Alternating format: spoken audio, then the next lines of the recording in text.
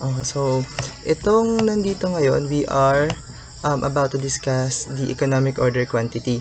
So the economic order quantity, ito ginagamit ng mga company para ma-minimize yung cost. Paano siya ma-minimize yung cost? Kasi pag aware sila sa EOQ or sa economic order quantity, hindi sila magkakaroon ng sobra-sobrang quantity or sobra-sobrang inventory. So, paano ba siya ginagamit? So, para makuha si EOQ, gaya nga ng discuss ni Ma'am Nicole, meron tayong formula dito, the square root of 2ds over h, where d is the demand, s is the fixed cost, and h is the holding cost. So, na-discuss naman to lahat sa MA. I'm sure lahat naman may MA na. From the previous problem, na diniscuss po ni ma'am noong Lunes, D is equal to 4,000, H is 100, and S is 5. Okay. Sige. So, kung yun po yung mga given, we can get the value of Q. Paano? So, sinubstitute ko lang, 2 times 4,000 multiplied by 100 over 5 raised to 1 half. 1 half. Hindi ko lang siya iginanon, pero square root din yan. Raised to 1 half is equal to 400. So, ang Q natin ay 400. Again, ang Q po ay equivalent sa EOQ. So, sa pamagitan nito, makukuha na rin natin ang frequency. Since meron tayong value ng D, which is the demand, meron na rin tayong value ng Q, makukuha natin that ang frequency is 4,000 over 400 is equal to 10. Ano ibig sabihin ng frequency? When we say frequency, this is the number of times na order sa loob ng isang taon. In this problem, sa loob ng isang taon ang kinukuha natin. Ano?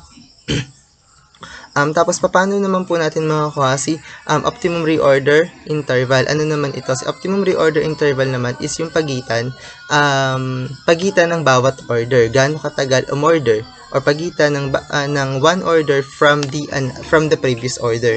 So, gaano siya katagal? Ano? So, ang sabi dito, we can use Q over D or EOQ over D. Ginanto ko lang para mas malinaw. So, again, ang Q is equal to 2ds over h over d. So, pwede ito. Kung gagamitin natin ito, mag-a-arrive tayo sa t is equal to 0.10. Ibig sabihin, 0.10,